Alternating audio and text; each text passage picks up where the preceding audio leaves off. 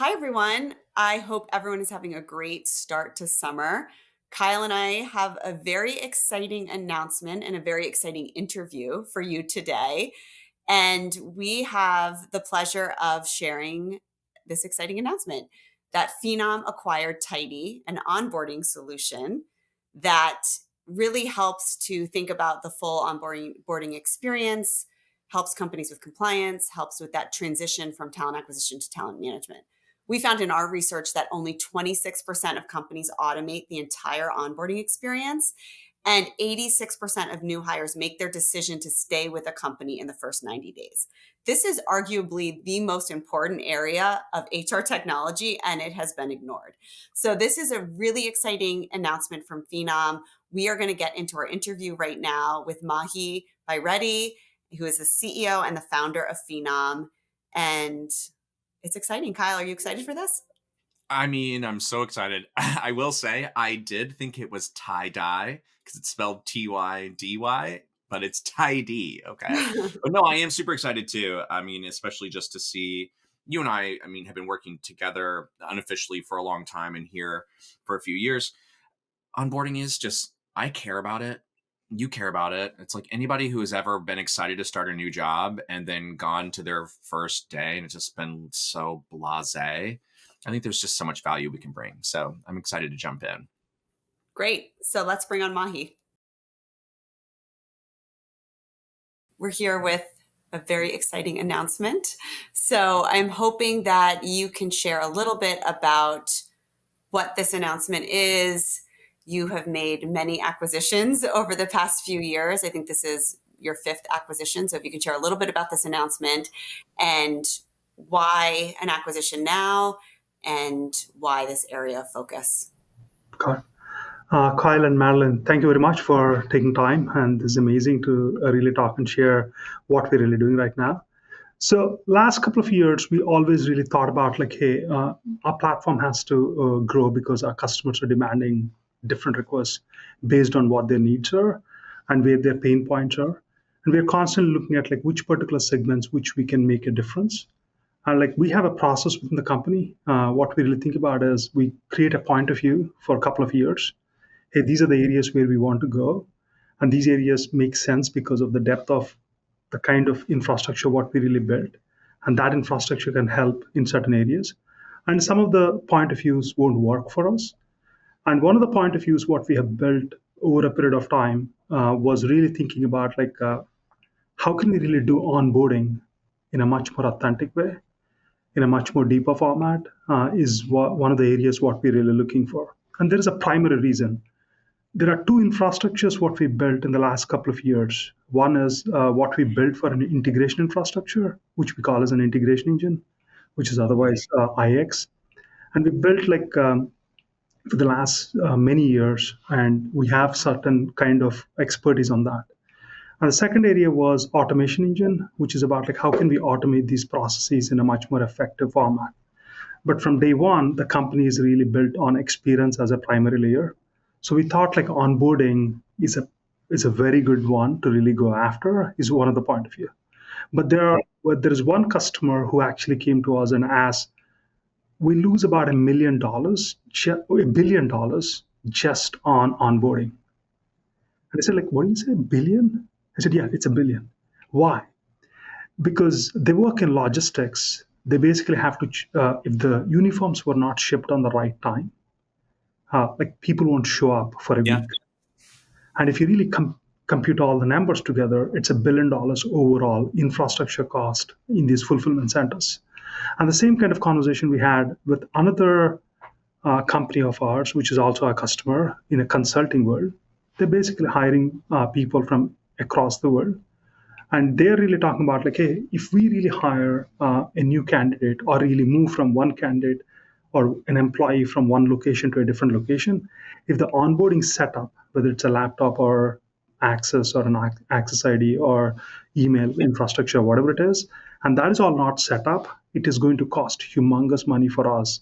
And the kind of infrastructure what we have is either extremely automated and very low on experience, or there are products which are experientially very good but don't integrate well, or Mm. there are products which are can do integration well, but don't do automation right. So we thought like, hey, this is a very, very unique spot where HR is driving in one segment, RPAs are driving in another extent, and experience companies are driving in another extent. So how do we bring those three things together in a much more thoughtful format so that we can address this for our business users in an effective format was the most important thought process what we built for the last couple of years. That's so interesting. I really like the notion of looking at the technology innovations that you have driven. And as well, I mean, yeah, Madeline and I have actually for a long time cared about onboarding. It is just such an underserved function. It seems like even in deal cycles and in like tech solutioning, it's like an afterthought.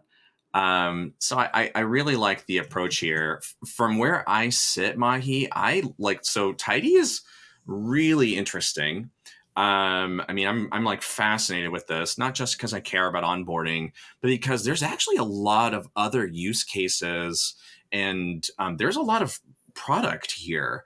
Yeah, looking at onboarding and offboarding, I think it's like employee data, payroll and benefits data, IT requisitioning data, and workflows. Like it is expanding Phenom beyond the talent user persona, right? I mean, you're selling, solving problems beyond just the talent acquisition space, which is where you've started.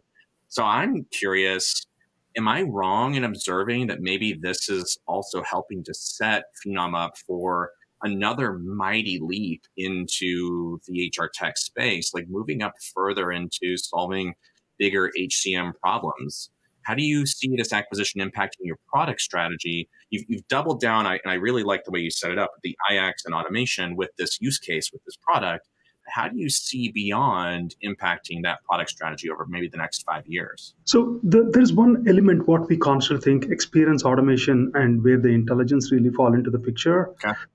Even though like our point of view is on a global scale, if we stay on talent acquisition, talent management for a very long time, like we have enough things to really bake in because there are so many processes which are broken and Mm, everybody want to really save costs and increase productivity across immaterial of which company it is. So from that segment, like HCM is not our target, like that's not what we really think about. But our point of view is these things has to be expanded. Like OpenAI don't need to build a search engine, yeah. and not Yeah. required.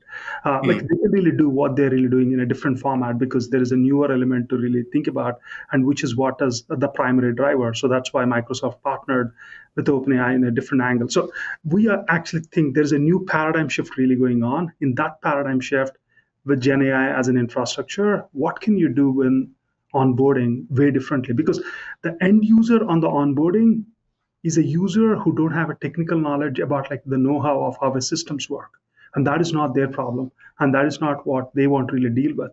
They have to make the system work across.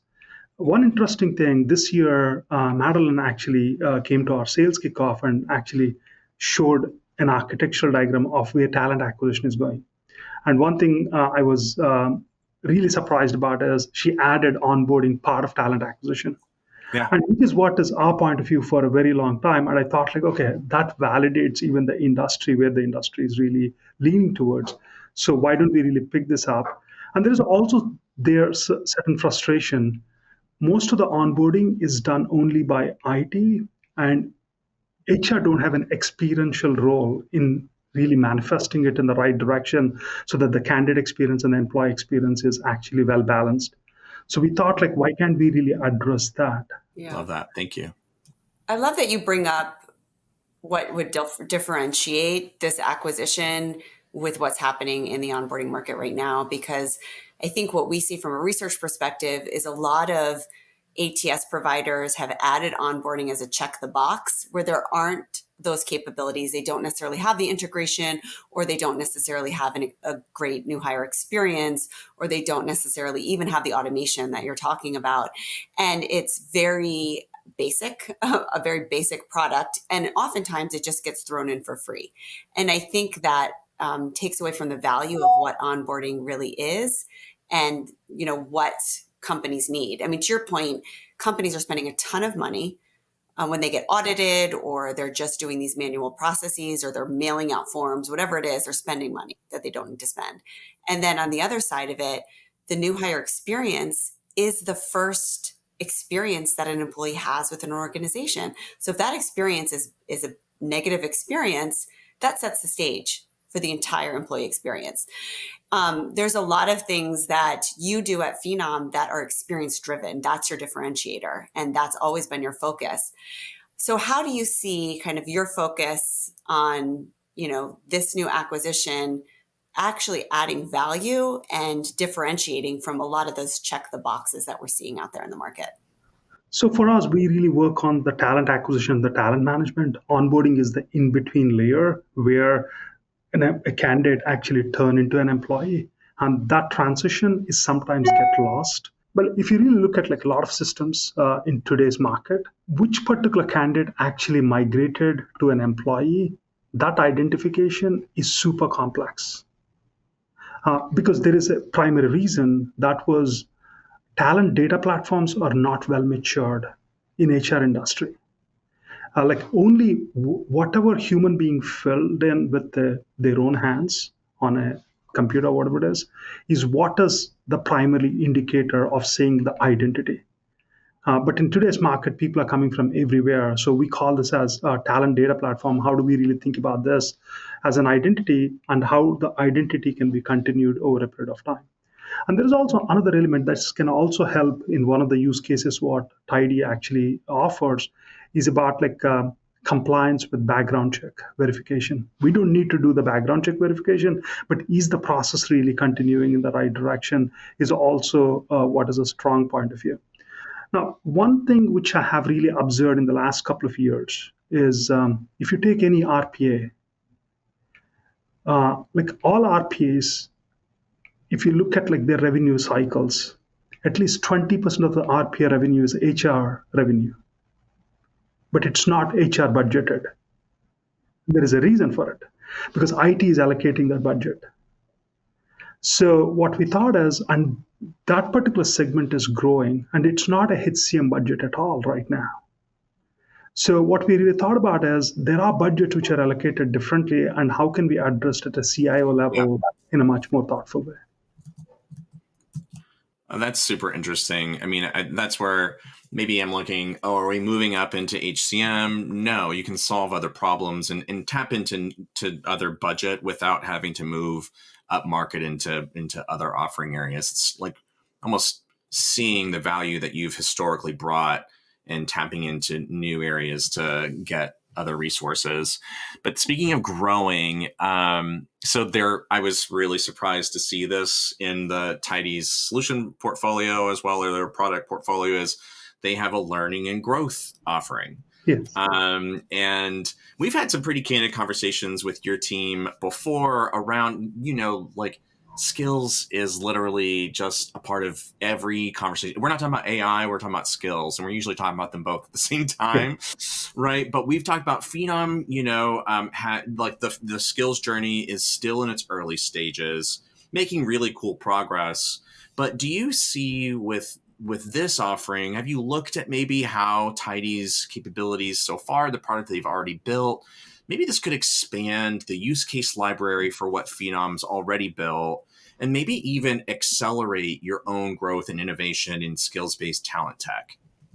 Yeah, especially if you really look at like our talent management journey, employee experience journey, what we really built in the skills segment, there are limitations in terms of learning infrastructure and learning journeys, which we can really take in, and how that can be a skills data too. You can get skills data from multiple angles, from your jobs, from your candidates, from your employees, from your whatever learning courses are, and then what the company's aspirations are. How can we really add a newer flavor of data set into the whole equation so that skills can get a better structure towards how it manifests towards an end user, whether it's an employee or a talent management or a leader, is how we are really thinking. But there is no doubt about it. What they really did on the learning side, especially the Tydy founders, that was a very interesting aspect, what we really thought like can be connected in a strong format. Right. I mean, they're journeys, right? And onboarding, offboarding, these are also journeys that need like workflow automation and systems integration. But it is interesting to see that continue to expand. And now to give you all new product and use cases to put the other skills tech that you've built to work. I think that's interesting. Yeah, like in terms of like what they really built initially was about like employee data platform, which is where they really started. And it is also really connecting with the overall structure of how we can think about our talent data platform to be connected in a much more unique format that can give us a leverage so that we can make these things work for the end customer effectively. So, Mahi, Tydy has a very large customer base and serves some very large organizations. When you looked at this acquisition, was there an overlap with customers? And also, does this give you even an opportunity to expand globally into new markets with this acquisition? Yeah, we have some customer overlap. There is no doubt about it. How we really worked with it, and we also really checked with our customers with what Tidy's customers are, and saw like where the nuances are, and like that is what has also gave us a lot of confidence and how we can work together. So our point of view was, can we really take this product and really make sure it goes to all the customers in a right format? But when we really do an acquisition in general, we take the know-how and really rebuild the whole infrastructure on one single code base. And that is what makes us our product really work in a much more cogent format for the end user. Yeah, I mean, Kyle and I were talking even before this interview and saying the acquisitions you've made. I mean, you've made a significant amount of acquisitions and they've been very thoughtful acquisitions, serving your customers. I think that's been the focus and serving a need in the market. And that I think just extends into this acquisition too. But it's such an important point is you're not just taking this acquisition and having this kind of Frankenstein model that we've seen from a lot of vendors. Yep. You're rewriting the code and making sure this is the consistent Phenom experience for every customer. Yeah, that's a critical element because otherwise the product won't work for what we're really building, and that's how like because you have to use the base infrastructure what we built in the backend. Absolutely. It is like more just solution mindset, right? It's not just like more stuff to sell and more product to have. It's what problems are we solving? I really like you walking us through your team's thought process of let's start with forming an opinion and having a perspective, and then looking at what makes the most sense for us. I think one thing, Mahi, you talk about a lot is personalization. And I think that is so important when you look at anything related to talent, whether we're talking talent acquisition or talent management, but it's especially important in onboarding because it's scary for a lot of people to return to work. There's a lot of dynamics happening right now with return to work, and personalization really comes into play here when we talk about onboarding. I mean, we've done research and we ask new hires what is the thing that you're most concerned about with starting a new job. And the number one thing that they're concerned about is what to bring for lunch. And that sounds silly to say, and it sounds, like that might not be true, but it's absolutely true. There's a lot of social fears with lunch. There's a lot of even financial fears with lunch, but that really can provide a lot of relief for employees to know what the lunch situation is. And it's not a comfortable question to ask. When you think about everything that you've been talking about with just, how you've approached Phenom and the personalization that you've always led with, how do you see that kind of extending into Tydy and to the new hire experience? And can you give some examples of where personalization are really going to play out with onboarding?